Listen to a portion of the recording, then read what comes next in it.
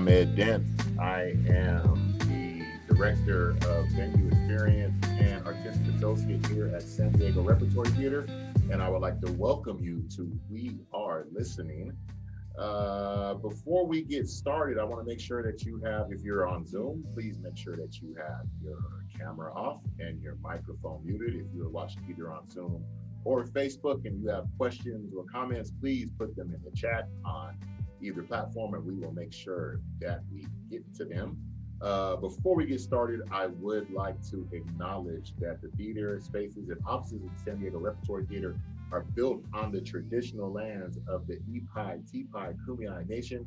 We also want to recognize their neighbors in the region, the Payo Kalichum, the Kahuia, and the Capino peoples. We are grateful to these community members for their tremendous contributions to our region and thank them for their continual stewardship. San Diego Rep honors Indigenous peoples past, present, and future here and around the world.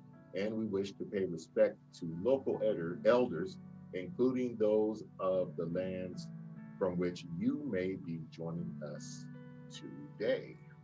Again, welcome to We Are Listening. My name is Ahmed Dents, Director of Venue Experience and Artistic Associate here at San Diego Rep.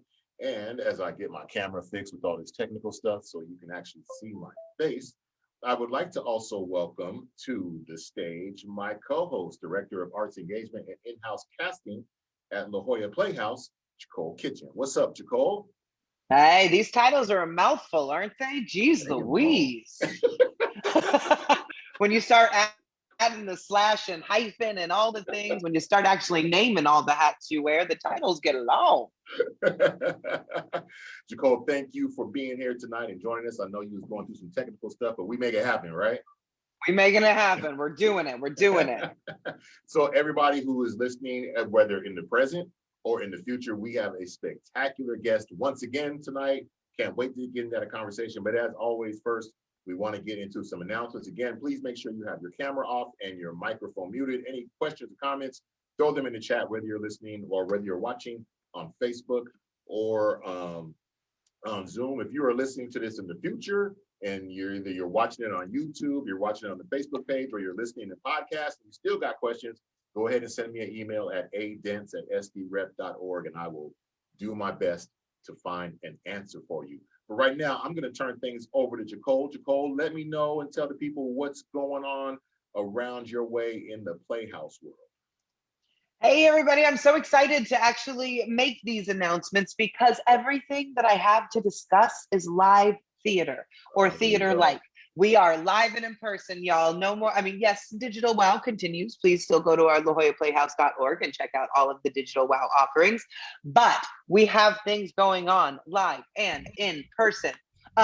The first thing is 1,000 Ways. I know that Ahmed always likes to start with the pop tour because that is now available for free streaming for families and schools. 1,000 Ways is what's going on right now, y'all. This is a one-on-one experience, a chance to connect with a stranger in a dark rehearsal room with only a piece of plexiglass between you, and the amazing ways that you can connect with a person just by reading words on a card. It runs through, I want to say, June 21st.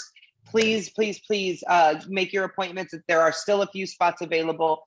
Even if you didn't do 1,000 Ways Part 1, which was the phone call, 1,000 Ways Part 2, an encounter, is still an extremely moving and enjoyable experience. So please check that out. And then future offerings. Don't worry about trying to scroll with us, Ahmed, because I'm just going to condense it all down into a little bit. But DNA, our new work series, is coming back. We were not able to do it in DNA because of COVID, but our DNA new work series is back. We have 4 amazing plays that are going to be coming to you live and in person safely. 4 different readings that are going on over the 2 weekends, the last 2 weeks in July. So excited the DNA is coming back. And then the season starts in September. Coming back, starting out with The Garden by Charlene Wooder, directed by our very own, San Diego's very own Patricia McGregor. Next is The Yellow House by Kimber Lee, directed by I am going to be in so much trouble right now. His name's Neil. He's the artistic director. Anyway, it doesn't matter. I'm going to be in so much trouble for this. I had technical difficulties earlier, y'all. My brain isn't working. But then we're ending the season with Banging It, an amazing, high-powered Bhangra musical. Come see us. Lots live. Neil Keller, everybody knows that. His name is Neil Keller, that is directing to the Yellow House. Please go to lajollaplayhouse.org. Lots going on. Back to you, Ahmed. This ain't easy, y'all. We try to make it happen. It ain't easy sometimes. Got a lot of stuff going on. Before I tell you what's going on at the here at the Rep, let me head on over to our other partner here, San Diego. We Are Listening is produced by San Diego Repertory Theatre in partnership with the Old Globe and La Jolla Playhouse. And if you head on over to the oldglobe.org, they have a lot of stuff going on. You can still catch Hamlet on the radio. Its next airing is Friday, June 18th. I believe that is on, how about I don't believe, how about I just click on the link real quick and see. That is on KPBS 89.5. So again, the next airing is on June 18th. Also, make sure you check out their Cocktails with the Cannon. They got a lot of other stuff going on, and what is going to segue is their Juneteenth celebration on June 19th. That is part of Say It Loud. Say It Loud is the San Diego Black Artists Collective presents Say It Loud Juneteenth Festival beginning this Sunday, June 13th through the 19th. This is going to be a really, really spectacular Juneteenth festival. This is going to be something really big this year for the arts community. The San Diego Black Artists Collective is putting this on in partnership with New Village Arts, La Jolla Playhouse, Moxie Theater, Diversionary Theater, us here at San Diego Repertory Theatre, the Old Globe opening night ceremony on Sunday the 13th. There is the Mango Tree, and we dance. Get on board. The Black Artists Collective is taking over We Are Listening. They will be doing a couple of We Are Listening sessions as part of the festival. And there is the Summer Axis of Juneteenth celebration by the Old Globe. And then coming up this Monday, part of the festival is the Stay and Play Book Club. It'll be hosted by myself and Ramal J. Wallace. And the book that we have asked people to read is James Baldwin's The Fire Next Time. So we will be having a discussion about that. You can register and be a part of the discussion. Just head on over to sdrep.org, or better yet, head on over to sdblackartistcollective.com/say it loud and check out all these spectacular events that are happening as part of the Juneteenth Festival that kicks off on the 13th. Also want to talk to you about here at the Rep, The Catastrophist, streaming right now through July 11th by Lauren Gunnarsson, based on the life and work of Dr. Nathan Wolfe. Please make sure you check that out. And I also don't want to forget about the San Diego 27th annual, or 28th annual, I should say, Jewish Arts Festival that is happening right here, right now at San Diego Repertory Theatre. Please make sure you head on over and check out the remaining performances. Remaining performances are on June 17th. Elon Gold, Do I Do Mean to Complain? Soul Farm performs the music of the Grateful Dead on Wednesday, June 23rd, and In Every Generation on Sunday, July 25th. So you can head on over to sdrep.org, get all that information. SD San Diego SD Black Artists Collective to get a bar of the Juneteenth celebration, and then make sure you head on over to lajollaplayhouse.org and the oldglobe.org and check out everything we've got going on. Damn, is that enough announcements? It's a lot, but we're coming back, y'all. It's because we're coming back. We are coming back. So let me stop sharing the screen and let's get down to business now. We have a spectacular guest that is joining us tonight. Really have been looking forward to this conversation. I really love doing this. We've been having some great guests on, great conversations, and that continued tonight with what I am going to say. This is an understatement. He is a giant in this industry, has been for a while. He is a director, a writer, an educator, and he is one of the co-founders of Crossroads Theatre. Please welcome to We Are Listening, Mr. Ricardo Khan. Come on in, Ricardo. Man. Hey, brother, man. Hey, how are you? How are you both doing tonight? We're good. Yeah. You tell it's Thursday. I'm happy to be. Is that what glossed over? It's Thursday. Seriously, it's Thursday already. All right. Okay, good. Listen, man, I just wanted to say that those announcements actually are pretty cool. And one of the Juneteenth things, the Buffalo Soldiers are a part of that, right? Yes. Opening ceremony. I saw that. Sunday. Yeah, man. Yeah, and people don't know about the Buffalo Soldiers, but there's so many chapters in our history as Black people that are beautiful moments, and we don't always say that. But I just wanted to put that out there to That's say right. this is great. Yeah, man. Yeah, See, yeah, that's why Ricardo is here with us tonight. This is what we talking about. yeah. Because it's Thursday. I'm here. Yeah, it is. Yeah, Sister Jacole, it's nice to see you too. Absolutely. Good to see you, sir. So glad Yeah, to have yeah, you join yeah. us. I'm Well, here. Ricardo, I'm thank here. you. I'm glad. Thank you so much for joining us Yeah. tonight. I know Yeah. we have a great conversation ahead of us. A lot of stuff we want to ask you about. But as Mm. always, here and We Are Listening, we have our tradition. Like I always say, anybody can, read a bio or give an announcement. But we really like for our guests to personally talk to our audience and tell us a little bit about themselves and give us a little bit, as much as you would like, of the rundown of how you got into this performing arts world and how we got to where we are today. Lord have mercy, man. This is the short story. My mother and my father, all right, and their parents and all of my ancestors. I feel like all of them got me to where I am now. And my mother always used to say, we just lost her a few months ago, but she used to say that I got my music and my love for music from when my mother and father would date in Washington, D.C., because they both went to Howard University, and they would go to the grounds on the river on the Potomac and listen to the symphony. And I said, okay, all right. And this is why this is while you were pregnant. And she said, yeah. I said, okay.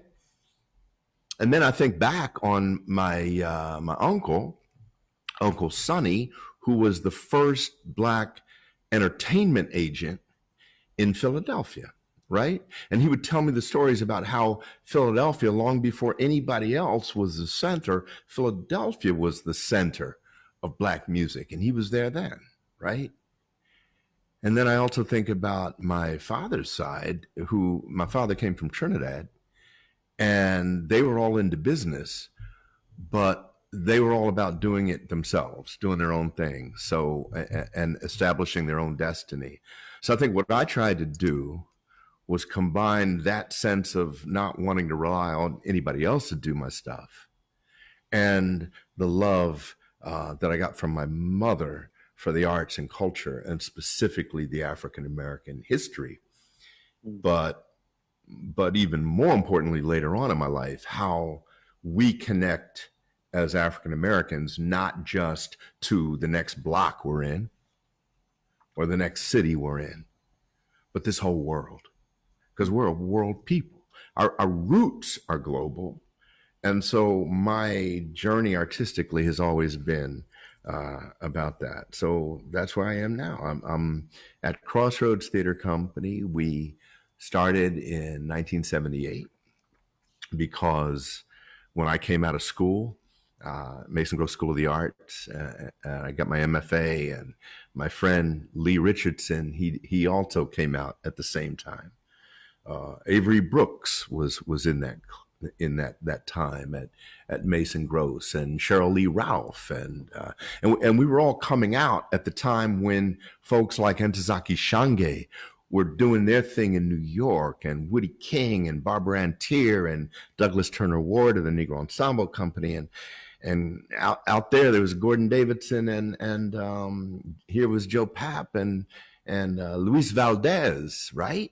Luis Valdez and San Juan Bautista, and everybody was doing the work that was about revolution. It was about trying to change the world, right? And I Lee and I thought, well, okay, we're out there. We're going to try to create our own thing. We're going to go out there. We're trained actors. We're trained directors, and you know what, Ahmed? All we got was offers to do roles that were stereotyped and negative.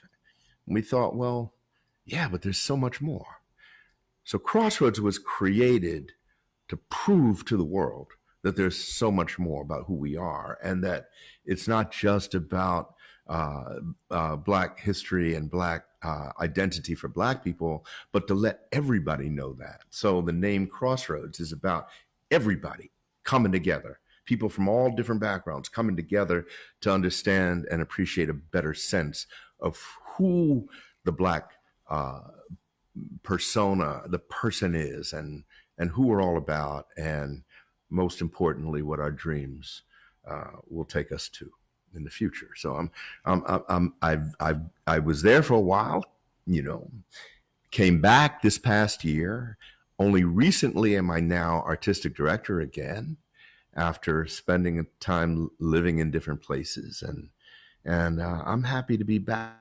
And we're doing this great stuff. We're in a whole new building now, so while it doesn't say Crossroads out in front because it's a performing arts center, we still have to create our sense of identity. So rather than doing a show every month or every other month, what I'm doing is combining those shows and doing them all simultaneously and taking over the center, so that 1 month every fall and 1 month every spring, if you come to Crossroads, you're going to get to see all of the shows we're doing in that particular time of year, in one theater and another, upstairs in the rehearsal halls, in the lounge, in the lobby. We'll have a bookstore. It's just all about us, and it's our identity that matters. Yeah, and so we're ending the year with a play we've been waiting to do for a long time about the Freedom Riders. And man, when we tried to do it, John Lewis was planning to come to see it. So that was before COVID, right? But you know, it was 60 years ago, a year ago, or now. But when we do it, it'll still be so important, because it's about all those folks you see there. Those are young people. Right. These are young folks who knew their power. And if anything, I don't want to just tell history. I want to tell young people that they got the power today too. And that's why I'm there. And that's what's happening. Ricardo, how long were you away, and what pulled you back? Wow. You know, I didn't know you were going to ask me that. I didn't either.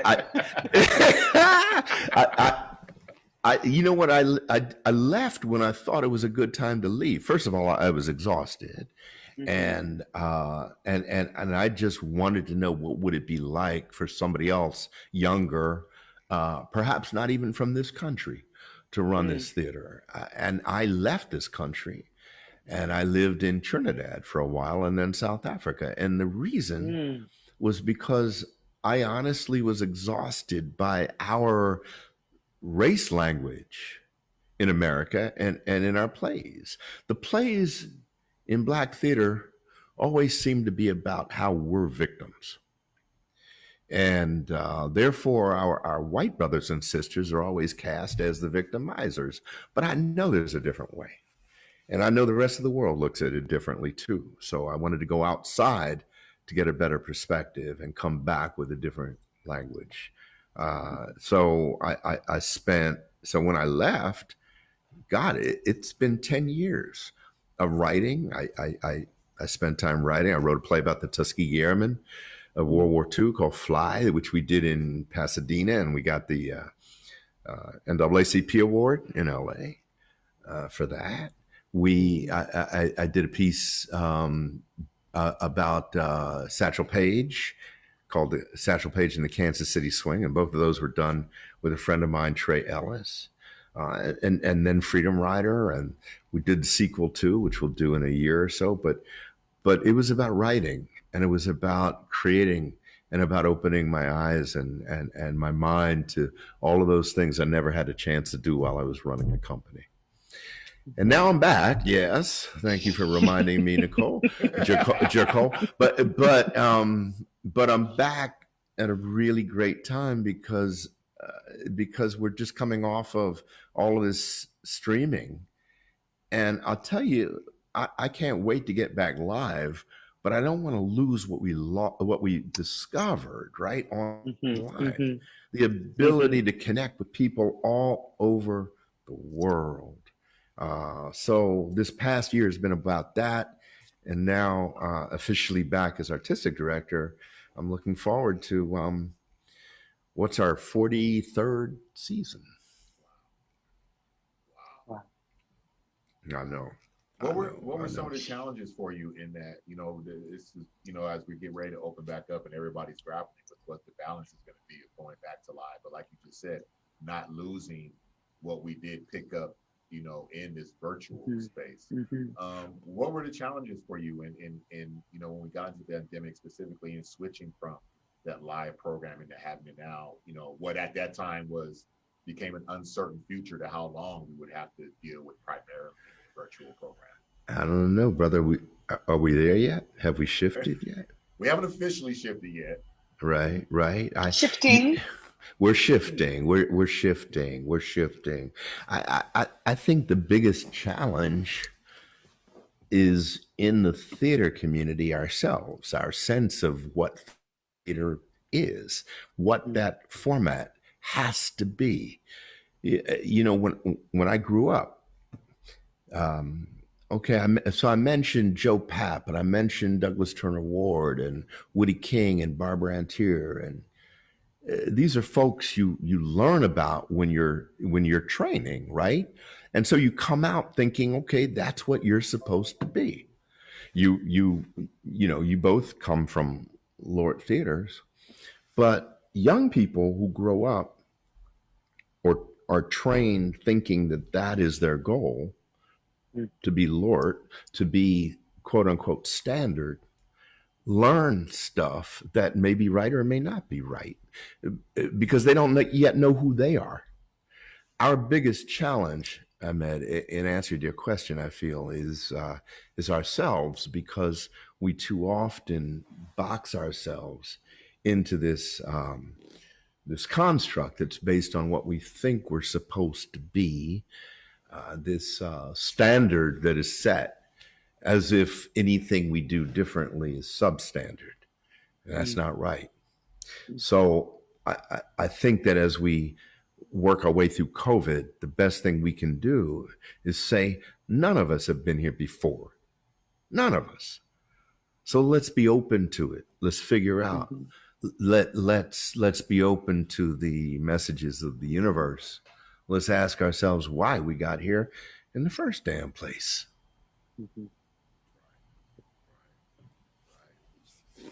I think that's a lot of what's going on, even as we are trying to move forward, because, especially in light of COVID and of course, this round of racial reckoning that we went through, there's been, a lot of looking at how do we deal with both of those at the same time. So much has come out just in the workplace, amongst ourselves, amongst those who, amongst leadership and dealing with staff and, boards and donors, and so many things have come out in so many different ways as we do get ready to try to open back up and do live theater. I think people are understanding that, a lot of those statements and declarations and things of high hopes that were made, people are now really starting to realize how much the work that took, and how much of it cannot just be words. Like, this is really work that if you're really trying to change something, that is going to have to come out of a cultural curiosity of and I think we're seeing a clash of that in organizations as we get ready to open back up, as some people are thinking they done did the work. And the people who are going like, oh, you thought that was the work? you thought that was it? You thought that we were just going to get through to this summer and open back up and kumbaya, and here we go, we tap dancing again, and that we're just finding out that's not the case. There's a reckoning going on. There's a real soul searching going on in American theater right now. Well, there was a reckoning in the 60s too. Yeah. Well, that's what I was just about to say, is that it's evolving. You can't just say, yep, all right, did that, and now you're good, because the world continues to evolve, the struggles continue to evolve, the microaggressions continue to evolve. And so and we have to adapt. We have to continue to adapt. And so that's one of my questions, especially for Crossroads having been founded in 1978, and again, you talked about why you felt the need to create this theater, where the need was at that time. Mm-hmm. And how do you feel like the mission of the theater or the theater itself has continued to change or evolve or adapt over the last 40, 20, 10 years, over the last year even? Well, you know, I think the first time the world heard about Crossroads was the first time the world heard about George C. Wolfe, for example, right? The Color Museum he did first at Crossroads, and then after that was Spunk, and then on and on. At Crossroads was where George met Anna Devere Smith. Crossroads was where young folks coming out of Howard University met Ruby Dee and Ossie Davis. Young women coming out of literary departments all over. It was the first time they met Ntozake Shange. There was a time when there wasn't anything like Crossroads anywhere else. Okay.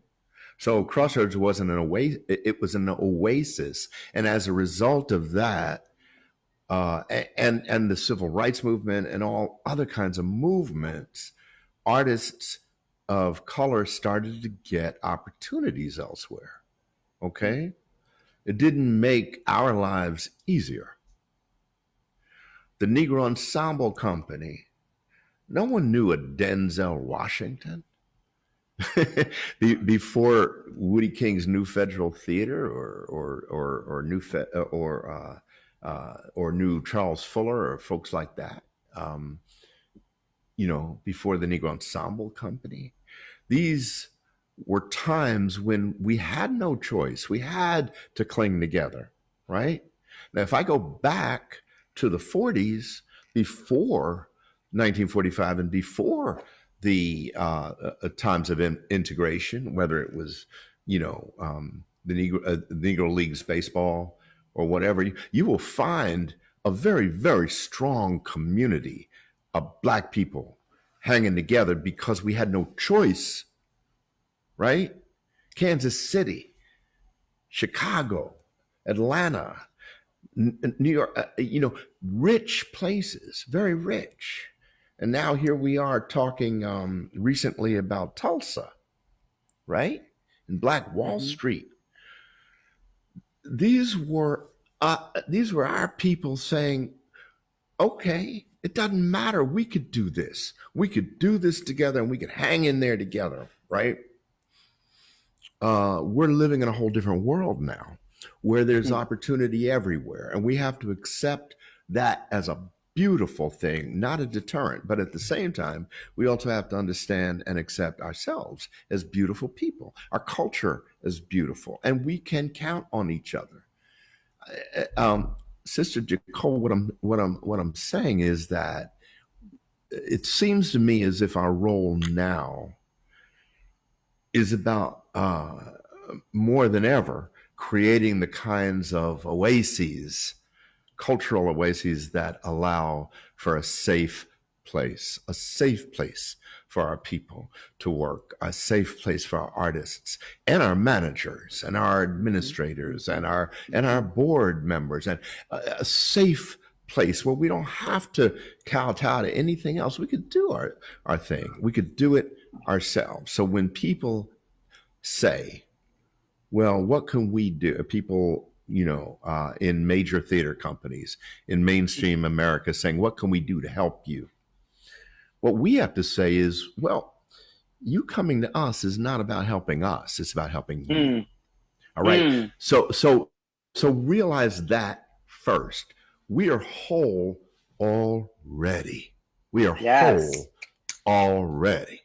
Now, how you want to work together? What do you want to do, and how can I help you? Yes. I love That's that. what today is.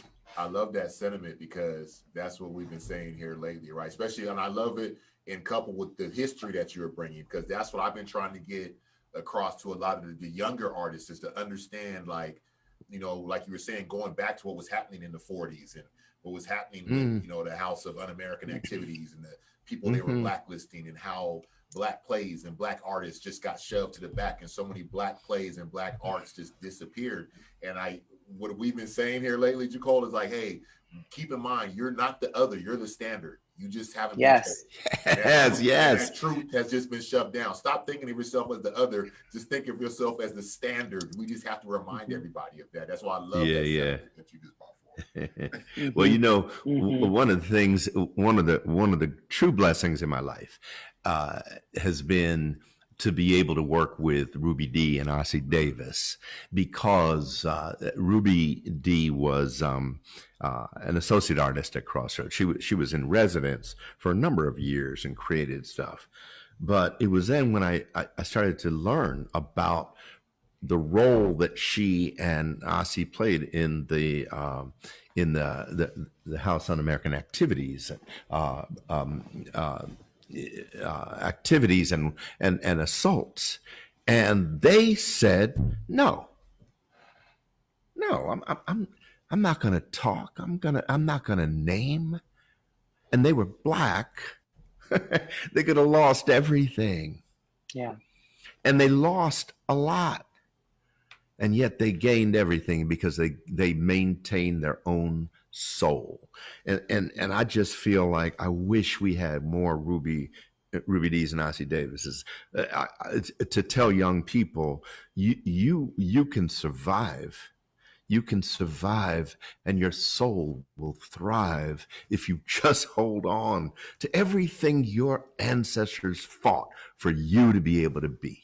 They didn't fight for you to give everything up for the sake of a paycheck. My thing is, as a Black theater company like Crossroads, we're never going to be able to pay the kind of money that a movie can give you, or a TV series can give you. Sure. But we could try. You know what I'm saying? We could try. I don't think the time is anymore where it's like, well, come on on a humble. Come on. You know us. We could do this. No, that's not how Crossroads is. Crossroads is about, no, we're going to pay you the best we can because you deserve it. We want you to be able to live and work not just in the films and big theaters, but in the theaters that also celebrate you and are devoted totally to celebrating you. So we're going to give it our best shot to do the best we can for you. And I feel like if people like Ruby and Ossie pave the way, it's up to us to keep that way going. It's so interesting and poignant what you're saying, especially in this time, because there has been a shift, and we talk about it a bit on this show, and you've touched on it a little bit earlier. That artists don't feel, actors especially, don't always feel empowered because there's somebody else to do the job. We're fighting for the job, and we just want to be seen and what have you, and so we forget that we are empowered as well. And I was reading something, I think it was in an American Theater magazine, where you were talking about, I think it was maybe just out of college, where you were in a room and the director was asking you to do very coon-like behavior, and the way that you handled that. And it was a casting director. That's what I was afraid of. I was hoping it wasn't. But that's what happens in these Sorry, Jacole. No, that's not right. No, because it does. And that's what I do. I have it in my notes. That the things that actors, especially Black actors, are asked to do in an audition room and in a rehearsal room, and you're on the spot. And so you feel like you have to do what is being asked of you. Can you just talk a little bit about that sort of feeling of empowerment? Like, again, the Ruby Dees, the Ossie Davis, who's going, no, I ain't doing that shit, but obviously more articulate and professional than the way I just said it. No. Please, yeah. Yeah. I mean, I'm looking behind Ahmed, and I think I see Muhammad Ali there. Yeah. Oh, wrong way. That on that side. There you go. Yeah. it reminds me of a time when we reminded ourselves that there was a time when we were kings. Yes. Mm. Yes. He gave everything up.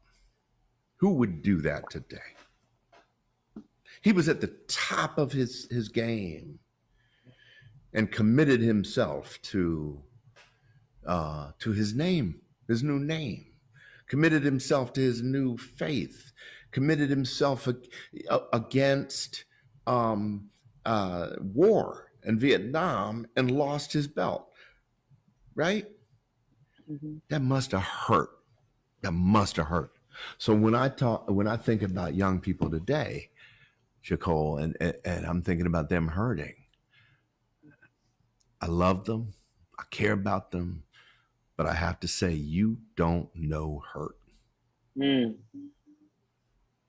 You watch your father lynched, and then you will know hurt. You watch your mother degraded, then or now, and that's when you know hurt. But more importantly, you know your mission. Because if you don't take advantage of the opportunity to fix that, then you tell me why you're here. Why are you here? To complain because you don't have a job? Seriously? Make your own job. Create your own job. Black people, you know how long it took us since integration to get to understand how we need to create our own businesses? You know? Support our own publications, the Negro newspapers, the Negro leagues. You know, when I look at the photos of the Negro leagues, baseball, and I look there, yeah, they're incredible on the field. But what I love the most is when you look in the audience and you see proud Black people dressed to the nines at a baseball game. Yeah. And they're dressed. Why? Because it was theirs.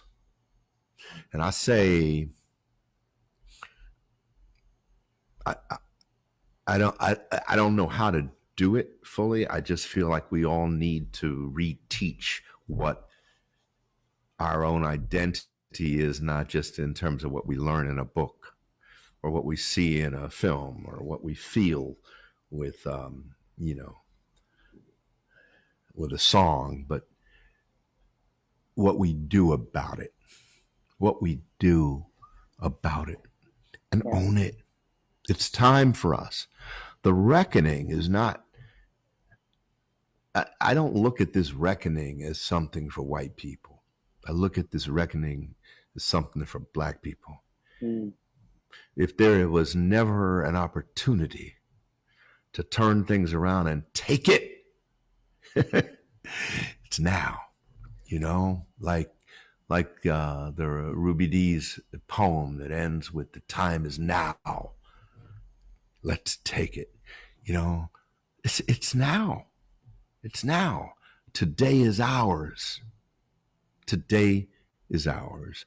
That's all I want to say. And Jacole, I'm sorry, but I don't even remember your question anymore. Well, you answered it perfectly. I'm so sorry. You just got me off on something, but I'm telling you, today is ours. Let's take it.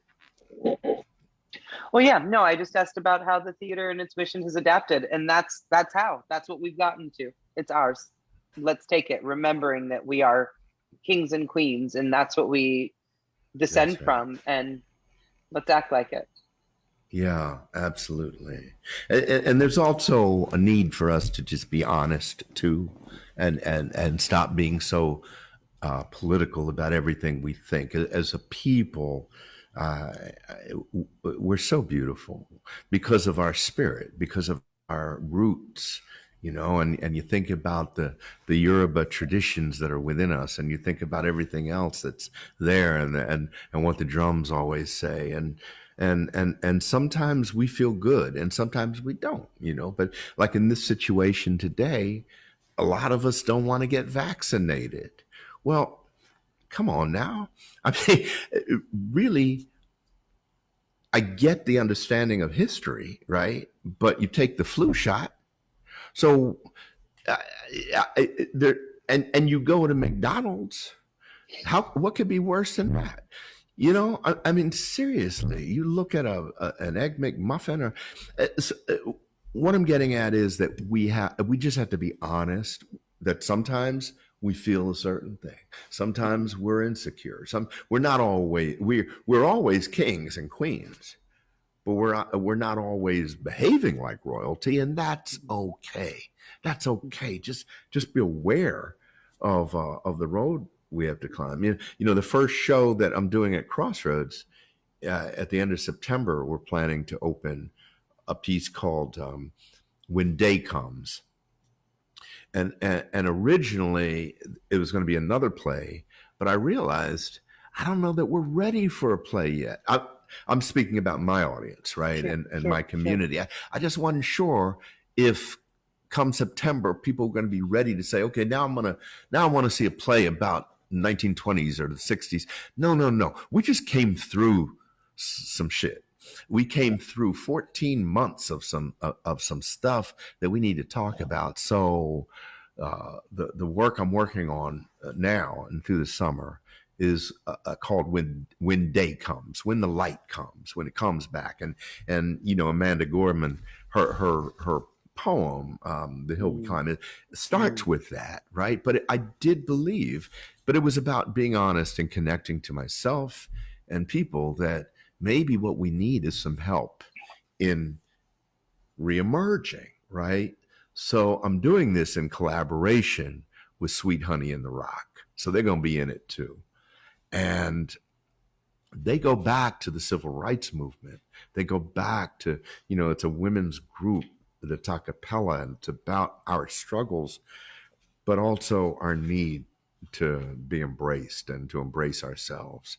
So these are the kinds of things that we have to do also. It's not just the political fight or whatever, but we also have to take care of ourselves. We have to take care of our families.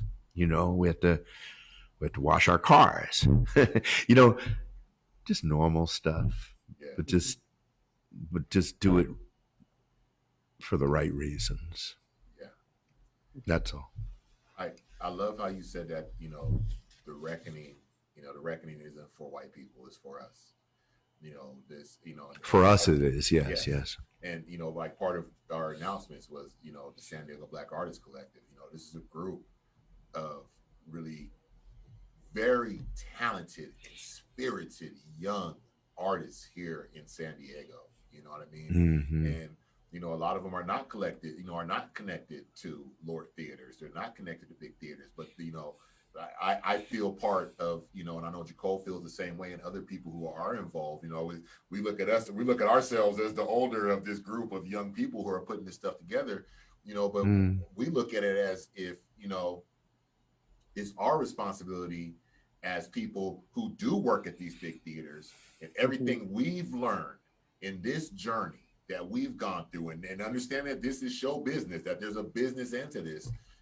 We feel it's our responsibility as though of us being at these theaters to make sure that we hand off this experience and what we know and the pitfalls of what we've seen and the reality of all this stuff to these younger people, not only so that they know, like I said, moving it out of that political space, but like, do you really want to be an artist? Do you really want to know what it is to build your own theater? Do you really want to know what the rules are around this? Do you really want to know what it is to figure out this funding and what it is to apply to be a nonprofit and what these things are? Well, here it is, and here are the growing pains, and here are the headaches that you're going to run into, and here's what it is. But this is yours to have. This is your fight to have, like any other fight. You know what I mean? And that's how we look at this. I mean, I know both of us, we both have gotten new positions, but we're using the positions to do what we know needs to be done.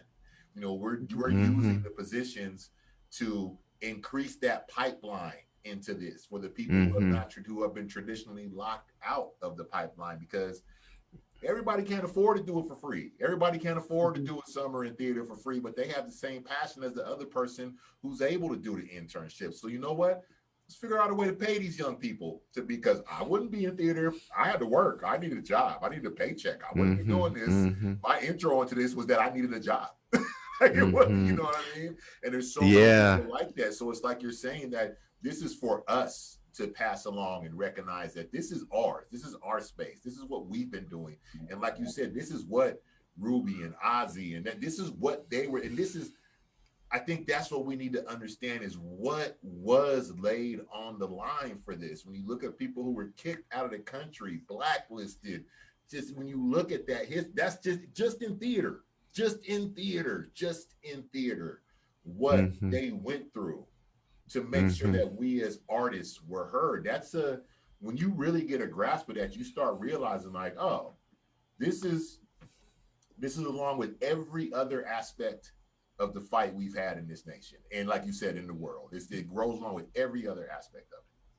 That's right. Well, I could tell you that Ruby and Ozzy did not have to do what they did in their positions. And Ahmed Dents and Jacole Kitchen do not have to do what they're doing in your positions. And yet you do. And when you do that, number one, we owe you. We owe you gratitude for that. Though we are in different parts of the country, though we are in different types of theaters, organizations, sizes, it doesn't matter. The positions you have are not just creating pipelines, Ahmed. They are telling all these young people it is possible to work and care at the same time. More power to you both. Yeah. Well, and in this changing landscape, and you're right there, and I think that it comes down to more people just being willing to do the work, and I don't think that either of us think of what we do as doing anything spectacular. We think, I somebody recently switched my vocabulary that I no longer am a gatekeeper. I'm a key maker. My job is to make the keys and hand them out. And what you do with that key is up to you. But I'm gonna give you a key. I hear you. I don't understand why the door is there in the first damn place. Right. Yeah. Let me tell you something. I was working on this play I told you about called Fly, about the Tuskegee Airmen. And my main consultant was Roscoe Brown, right? Roscoe was one of the original Tuskegee Airmen, and he's passed away now. But I remember asking him about why they did what they did. And in order to fly, which is something, by the way, everybody wants. Wanting to fly is not a black or white thing, right? It was just a beautiful thing that they felt. But at the same time, they were sent to Alabama to train Tuskegee in the worst possible way, in the worst place. And then they went off, and I remember asking him, I said, well, this country hated you. They put you through hell. Why would you go and fight for a country that was so racist? And he said, because as bad as racism was, fascism is worse. And the thing is, we have to understand as Black people that there are bigger issues in this world than just our own. We're connected to them all. And another time I asked him, well, what happened when you reached the mountaintop? What did you see then? And he said, I just saw another mountain to climb. They were not people trying to be heroes. And that's what you two are saying. You're not there to be heroes. You're not there to be gatekeepers. You're there to do the best you can do. That's what it is. And that's the best we can ask for you to be, and if you do that, you're doing right by all of us. And just kind of as a general, how do we create safer spaces for Black people? I was actually the question that I had written down was, how do you do that at Crossroads? But just I think that I feel like opening it up to just a more general question. It feels so simple, like make a safe space for Black people. But like, how do you make sure that you create that space, and how can we make sure that that's happening everywhere? Well, part of it is going back to Du Bois, right? For Black people, by Black people, and near Black people. There's something to be said about the embrace of your community. If there was a way for you to create the environment that made Black artists feel when they walked in the rehearsal hall that it was theirs and not visitors, be a whole different thing. And I say that also in relation to audience development. People who want to diversify their audiences, and they know it's the right thing to do, but at the same time, why would you possibly expect Black or brown people to come into a lobby that has nothing to do with celebrating who you are, except for maybe 1 month a year? And, there are better ways to do it. And my way of doing it is to create my own house, just like, Shirley Chisholm, when she talked about, if there's not a chair there at the table, you bring your own chair. Mm-hmm. I bring my own room. And I say, more power to you at your table, but I got a room here and I got my table too. Imagine what could happen if we work together. It's almost like the difference between holding an umbrella up to shelter Black and brown people and women versus letting them hold the umbrella too. It's a huge difference. It's a huge difference. Mm-hmm. But it takes, I think it takes people who are accustomed to white establishments understanding that they need to change. They need to let go of some of that as well, for real, not just for one or two positions, but for real. I've been in situations where I've directed plays and plays that we've created at Crossroads, and then we would take it to New York or wherever. And first day of rehearsal, the door opens and you have the meet and greet, but they're all white people. And you're sitting at a table and you're looking up and you're surrounded by 40 white people. And you're saying, and this is your staff? Yeah. Could you not find one? Not one? Mm-hmm. How about 10? How about 20? How about America? That's the work that has to be done, but it has to be done. It has to be done, but I have other work to do. Yeah. I want to take you back. I want to talk about two particular performances that are on my mind today.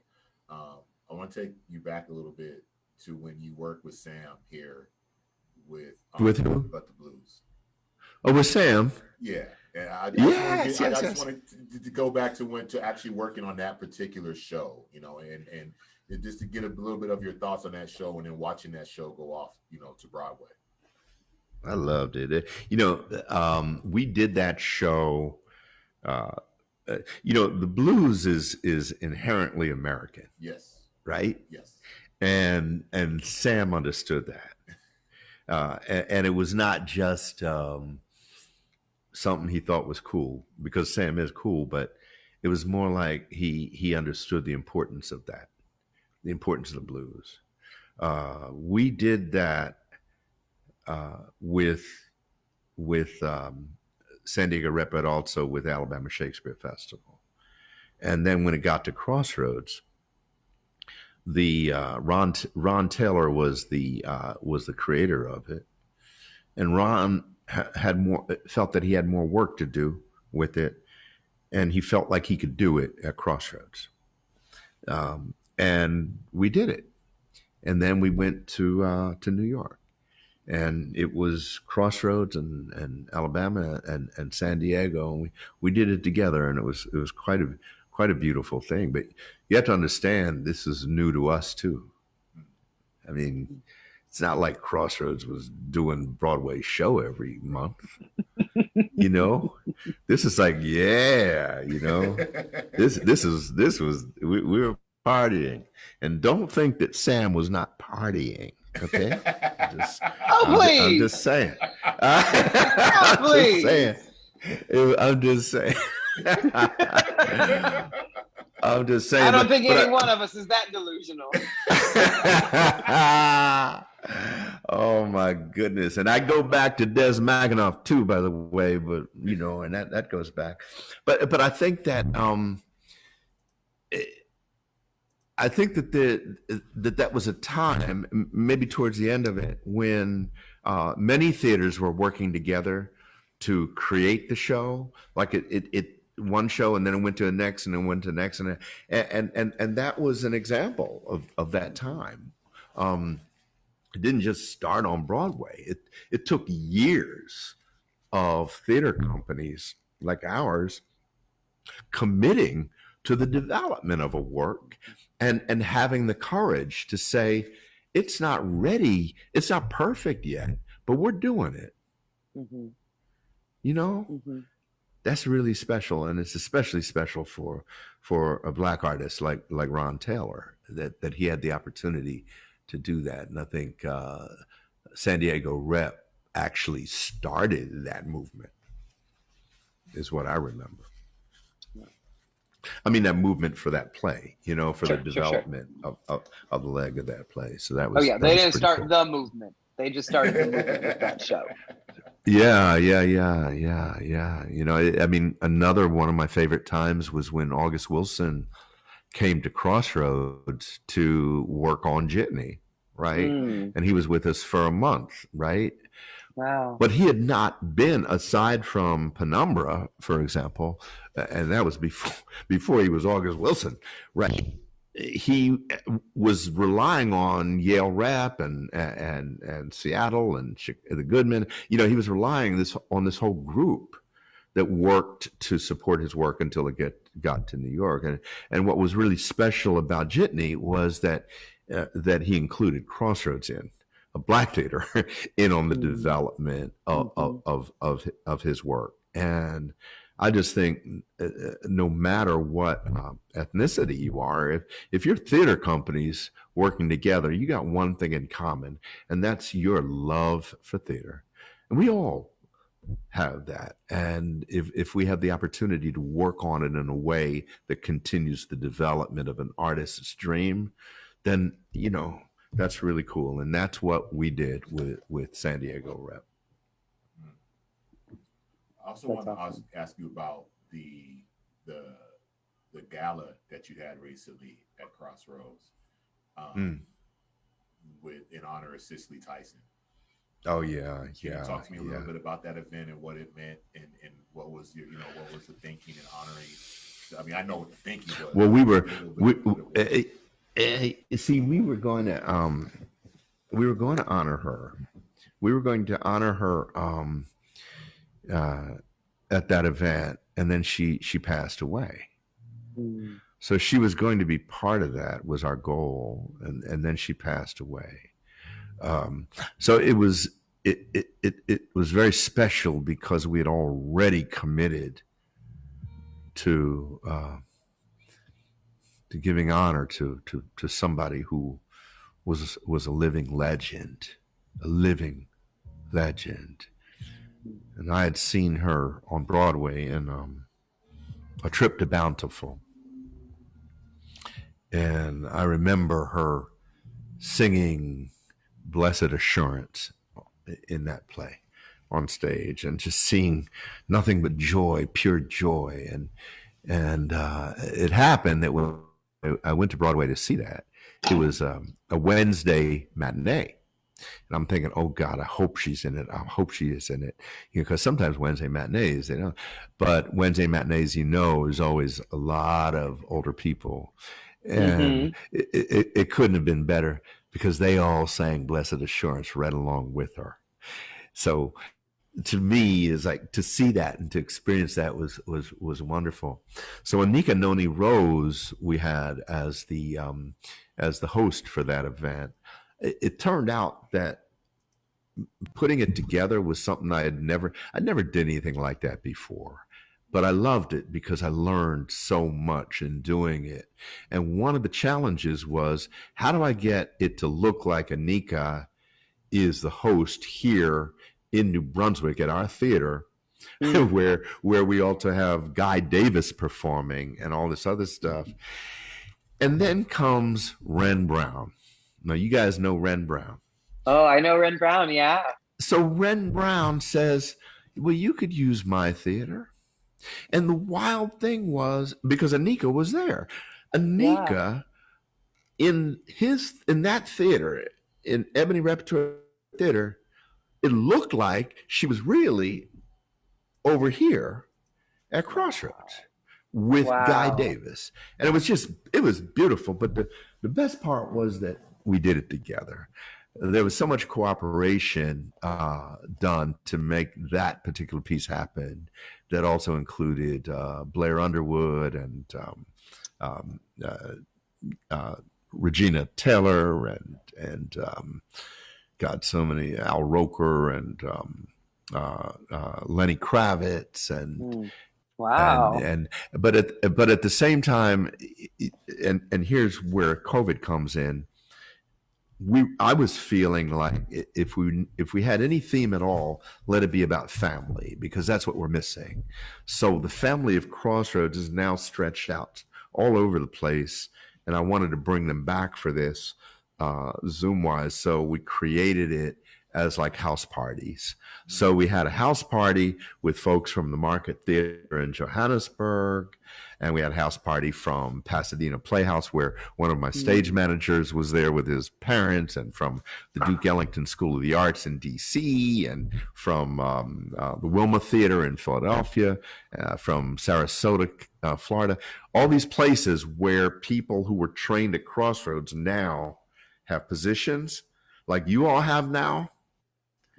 It was like, okay, folks, let's do a house party. And we did. And they all connected to Anika. And it was really great. But most importantly, it was about remembering this amazing talent. Sounder! Oh, boy, that movie, everything she did.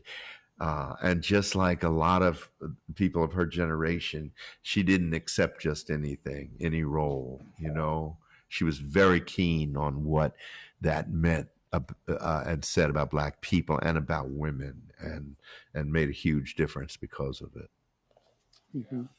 Yeah. I remember one of my favorite Cicely Tyson roles from when I was a kid. I remember was her and Richard Pryor and Bustin' Loose. Man, that was but even in that, being opposite Richard Pryor, the character of the woman that she played, and taking care of these kids and not taking any shit off of Richard Pryor or her other man who she thought was so responsible, but he turned out being just the role that she played and not taking no mess. That's right. That's right. I just remember as a kid being like, who is that dark lady?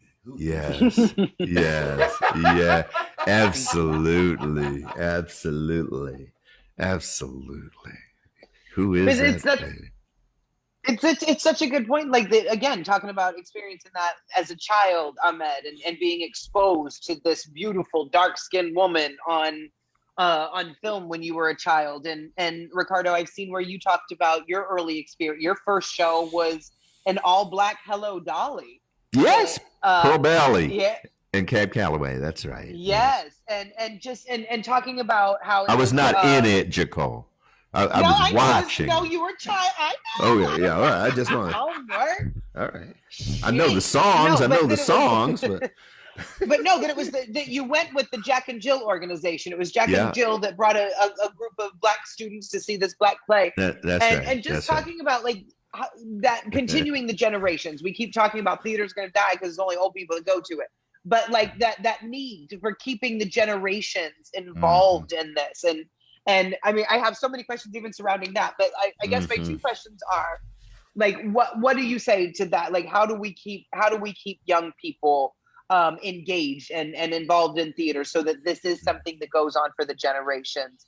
But I also wondered, with that being your first experience with theater, an all Black cast, when was the next time? Like, how long was it again until you saw a piece of theater with an all Black cast? Yeah, the first time, the first thing I told you guys today was going back to my beginning, my parents. That's the first thing.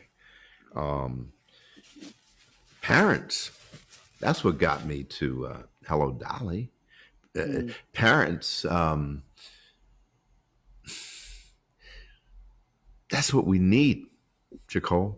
We need our parents to care enough, as hard as their days might be. We need that again. We need that as a community again. When we didn't have everything, when we didn't have our opportunities, what did we say? Each one reach one. We said each one teach one. We said lifting as we climb. We believed we were still in the climb, but we also believed that as we climbed, we must reach back too. That cannot be put in the hands of children. Can only put in the hands of the parents, the adults. We as adults must take that responsibility back again. You know, we have to. So that first play that I saw was it was mothers taking us, but the next one, it was probably mothers too. You know, it was probably mothers too. And I will tell you that I remember one time my father, years and years later, maybe before I left Crossroads, he gave me this gift, and he had done this wooden mobile, and wrote on every single piece, every show I ever directed or produced, and I still have it up. And Wow. Sometimes, you know, we'll think, well, wow, I didn't know you were there. But he was. I knew he was there all the time, but I'm just saying that it takes the adults to make this happen. Don't put it on the kids. Don't put it all on them. You know? Don't put it all on them. We're of a generation that remembers the role that the revolution played in our art. That doesn't mean they do. We know what the civil rights movement meant in order to create a Gil Scott-Heron that in turn created Last Poets, that in turn created hip hop, and, you know, that came back from bebop. I mean, we know that. We know that. That doesn't mean they do. Ahmed, you got Coltrane behind you there. Coltrane was not favored. Right. Bebop was not. It was like, what? You know? Right. But somebody had to embrace him, to say, okay. And that's our job. That's our job. The kids' job is to make change. Our job is to embrace them. To let them know they have that right to do that, but they also have that responsibility to do that. And that's that's the lifting as we climbed. Give them that chance that we got too. Don't break that chain. And I think somewhere along the way we broke the chain. Somewhere along the way we thought we were there. We had made it. And so we celebrated. It's so funny how you say it's on the parents, because I remember being 12 think it was 12 or 13, and my mom and dad taking me to see Porgy and Bess. And Mm. then growing up, my dad worked just right across the street here at the Spreckles Theater. He was head of security for 40 plus years. Mm. So from junior high through high school into my adult life was literally watching him expand his personal values into what it was to make sure that a venue was safe and secure for all the people who walked through those lobby doors and got to their seats. It was just an extension of his values that made him bump heads with people, because his values of what he learned and coming up through the South and through the Navy and taking care of his family extended to every person, whether there was a show or it's just during office hours, extended to the safety and security of every person that walked through those lobby doors. God bless him, man. You know what I mean? And that Yeah. I look at how much that rubbed off on me and all the administrative work I've done over the years. It was just his values. And I grew up watching this man at work every day, be this just unsung hero for almost half a century in downtown San Diego. And all he cared about was the safety and security of everybody who was on that block and walked through those theater doors. And it's just like you're saying, like, it's just that chain, like this, that was what, until recently, I didn't really realize that was my entry into this. That was my grooming into this business. That's where my love for this, business came from. It came from that aspect of just watching my dad work this thing all the way. Then, my mom taking me to Ebony Fashion Fair shows and this and that, just that whole. Oh, man. Yeah. I was a kid. My mom was dragging me along to the old. People don't even remember the Ebony Fashion Fair. I used to go on tour across the country. Every time I came to San Diego, here's my mom dragging me down to the Convention Center to watch it. You know what I mean? So it's just exactly what you're saying. Just this, it's on us to pass that along. Like with Jacole directing, Pick Me Last. This is the thing that's geared towards the younger people. It's geared to catch the younger people so that they understand it. They can see themselves. And that's right. Yeah, that's what it is.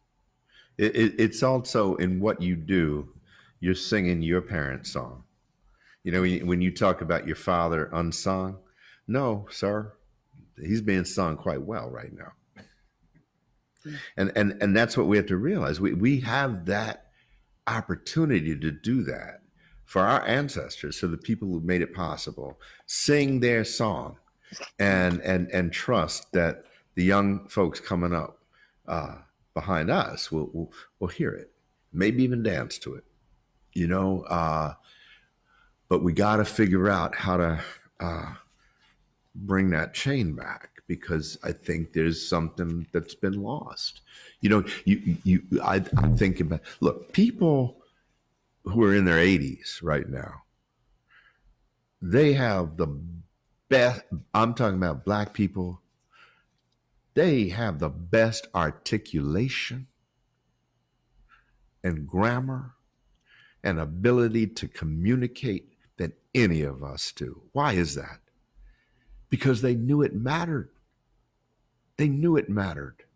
They were all about trying to better themselves. And that's what they did. They learned how to better themselves. It didn't mean that they couldn't be bilingual, right? But let's be best at both. Let's be best at both. And I feel like we're losing things like that. I have a real big problem, especially in the theater, with actors who don't have a command for articulation. How does that? And don't then blame the UK because all the good Black actors are coming from there. No, it's about training. It's basic. It's training. It's basic, and it was basic for our parents and grandparents. Why can't it be for us, especially in the theater? Especially in the theater. Why have we just all of a sudden not worried about that anymore? I don't know why, and that's why I'm saying the conversation that needs to be had, the reckoning, it's between us. Let's get real, guys. Let's get real. I don't mean that we can't continue to do the electric slide. Yeah, let's do that. But then at the end of when it's done, let's sit down and talk and let's get real. But don't blame white people. Don't blame other folks, you know. And I know that the people don't like me saying this, but I love the We See You movement. I know what it's all about, and I praise young people for leading that, because it is so important. But I don't see them because I don't look. That's Margot Hall said the same thing to us ago. Is that right? Yes, she did. Yeah, I did the same thing to us. Who was that? Margot Hall. From, Margot Hall. Okay, all right. It was 2 weeks ago. Seriously, I don't have time to look, guys. We got work, but we all have our own work to do, is what I'm saying. We all do. So so God bless everybody in terms of what they're doing. But at the end of the day, at some point, we're going to have to get together and we're going to have to get real about stuff. Because our politicians are doing the best they can, but they're still politicians. We, on the other hand, are artists. We can make a difference. You know, when in the civil rights movement, Bobby Kennedy and John Kennedy were trying to figure it all out. They brought Baldwin in. They brought everybody. They brought the artists in to talk. And it was a famous conversation you guys probably know. And the head person in that conversation was Lorraine Hansberry, right? I mean, we have that ability. We have a transformative power. Let's use it. Let's use it. So yeah, we all have our work to do, but let's carve some time out to be talking amongst each other in an honest way and saying, look, we got our work to do too. That's right. That's right. And I know we need to wrap up here soon, and you're on the East Coast, Ricardo. So God bless you. Thank you for sticking with us. I know it's late there, but you're talking about training and whatnot. So I just had to throw this in. You had mentioned earlier that you said Crossroads got on the map because George C. Wolfe and the Colored Museum. Yeah, when I was in college, I think I was maybe a junior or senior in college when I discovered the Colored Museum. And I used to do the permutations monologue, Normal Gene. And let me tell you, University of Kansas, KU, they didn't know what to do with me. KU Theater did not know what to do with me. Coming in with these audition monologues from Colored Museum, like and what? This big egg. Right? So I'm in my apartment. I'm in my basement apartment in Lawrence, Kansas, and I'm practicing, right? And she talks about the egg and giving birth to this egg. And she says that I was howling like a near-dead dog. And screaming. So I was practicing. I'm practicing over and over. Suddenly I get a knock at my door. I open the door. There's 2 policemen standing there because somebody in my complex called the police because there was somebody screaming like she was being tortured in the apartment. And I'm like, no, I'm here by myself. They're like, do you mind if we come and look around? Like, ma'am, are you sure you're okay? Can we look inside? And I go, oh, I'm an actor. I'm a theater major. And I showed them my piece of paper and they were like, oh, keep it down. If you don't mind keeping it down. I'm like, no, I'm not going to keep it down. I'm a method actor. But no, but it was... That's a beauty. That's a beauty of our industry is that we could say that and that'll shut any cop down. Because they say, okay, you got bigger problems if you're an actor. So. Exactly. I'm a theater major. I'm a theater major. You're fine. You guys are wonderful. I do want to say that I really am proud of what you're doing, both of you. And if ever there's anything I could do to help or anything we can do to work together or just talk, let's do it. This has been an honor for me to reconnect because I've been away for so long. So I'm just coming back now, and I thank you for the welcome. Thank you. We had said offline when we were talking offline before the show, Ricardo, you had mentioned that you hadn't been able to work with the Playhouse yet. And I said, well, let's do something about that. Right. And, I'm sitting here and I'm listening and I'm going, we need to do something about that. We need to have a partnership, and not because the Playhouse has something to offer you.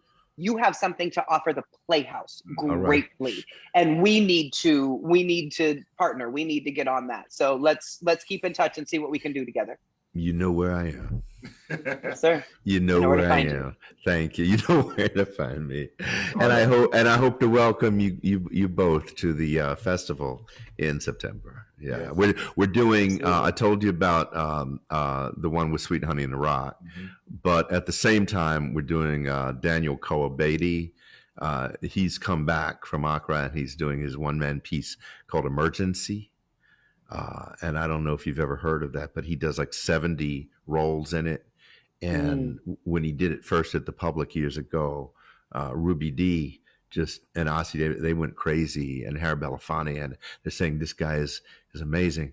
But it's about what happens when a ghost slave ship rises in the Hudson today, and what do they see?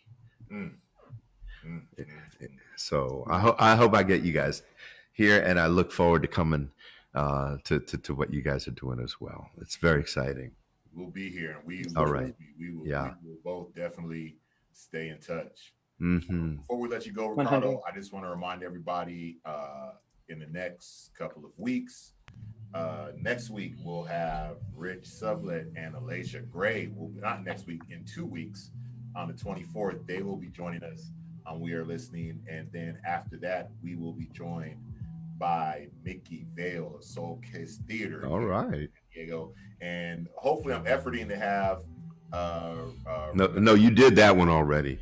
Yeah, we did. We're just wrapping up, y'all. But please, that's the best one. Head over to sdrep.org/listening to sign up. Remember, you can watch a replay of this on the Reps Facebook page and on the Reps YouTube page, the Playhouse's YouTube page, and the Globe's YouTube page. And you can also listen to these in podcast form on Spotify by searching San Diego Repertory Theatre. And please, please, please make sure you head on over to Crossroads Theatre Company.org. Check out everything that's going on over there, everything that Ricardo is working on. Ricardo, yes. Such a pleasure and an honor to have you tonight. Thank you so much, sir. We know it is late. It is 10 o'clock where you're at, so we're going to let you go. It's all right. But brother, thank you so much for we just going to start calling this masterclass. We just start calling this. I've been literally saying the same thing. I was going to text you. That's literally what I was going to text you after this. We're just going to start calling this masterclass. Go for it. That's what you gave us tonight, man. Thank you. We just so appreciate you. We appreciate everything you've done. And like what you were saying to what we're doing, that's what you have done for us. That's what you have done for us. That's why we are asking the questions, so that we know what we're doing here in the present, and we can pass that on to those who are coming up after us and work with us. So we thank you so much for being with us tonight. It's greatly appreciated. Amen. Jacole, I will talk to you soon. I'll talk to you later on. Everybody listening, make sure you come back and join us in 2 weeks. We Are Listening. And remember, we are kicking off on the 13th on Sunday. The San Diego Black Artists Collective Juneteenth Festival kicks off with the opening ceremonies at the New Village Theater Arts Flower Fields. It is a celebration with the Buffalo Soldiers. So please make sure you check it out. Head on over to sdrep.org for more details. I know it's linked off of LaHoyaPlayhouse.org. I know it's linked off of oldglobe.org, but it'll be really great if you visit sdblackartistcollective.com and check out the whole list of events there. And that'll do it. We'll wrap it up. Jacole, have a good night. I'll talk to you later on. All right. Everybody, thanks for listening. Enjoy your weekend. Talk to you later.